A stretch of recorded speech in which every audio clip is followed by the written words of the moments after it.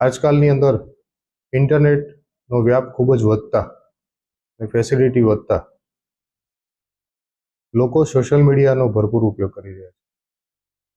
Social મીડિયાના ઉપયોગની સાથે સાથે ક્રિમિનલ તત્વો દ્વારા સોશિયલ મીડિયાનો ગેરઉપયોગ કરી મહિલાઓની જાતીય સતામણીથી માંડી બ્લેકમેલિંગના કિસ્સાઓ પણ સાયબર ક્રાઇમ જગતમાં બનતા હોય છે.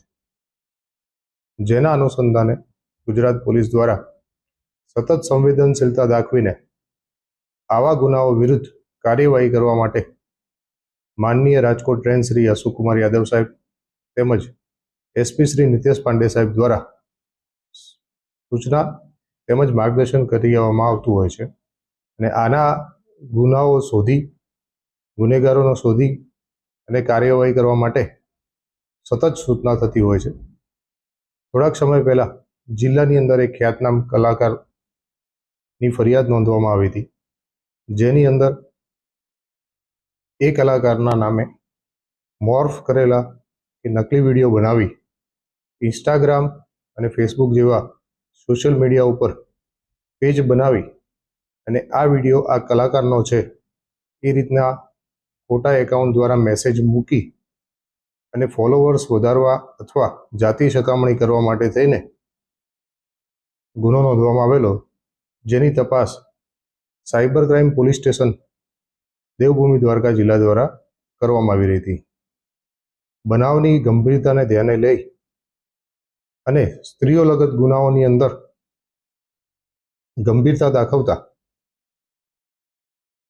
સાયબર ક્રાઇમ પોલીસ સ્ટેશનના PI VK Kothiya, PSI Gohil, PSI Shrimali તેમજ મહિલા પીએસઆઈના એસકે બારેડની અલગ અલગ 3 થી 4 ટીમ બનાવી રાજ્યભરની અંદરથી આવા તમામ ફેક એકાઉન્ટ બનાવી અશ્લીલ વિડીયો અપલોડ કરનારા ઈસમોને શોધી કાઢવા માટે એક ઇન્વેસ્ટિગેશન ચાલુ કરેલું, જેના અનુસંધાનમાં અત્યાર સુધીમાં આવા 8 આરોપીને સાયબર ક્રાઇમ પોલીસ સ્ટેશન દ્વારા પકડી પાડવામાં આવેલા છે.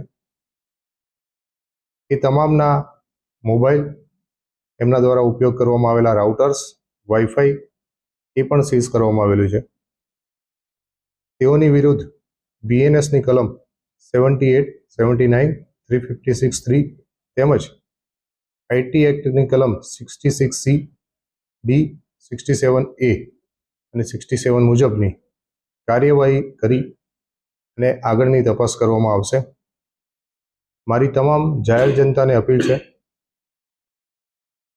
કે કોઈપણ પ્રકારના ફેક આઈડી બનાવી મહિલાઓને લગત કોઈપણ ગુનાઓ કરવામાં આવશે તો એવા ઈસમોને અમે કોઈપણ છેડેથી પકડી પાડીશું. આ જે આરોપીઓ પકડાયા છે એ બનાસકાંઠા, સુરેન્દ્રનગર, અમદાવાદ, પાટણ, મહેસાણા એમ અલગ અલગ જિલ્લાઓમાંથી પકડી પાડવામાં આવે છે અને એમના વિરુદ્ધ હવે કડકમાં કડક કાર્યવાહી કરવામાં આવશે.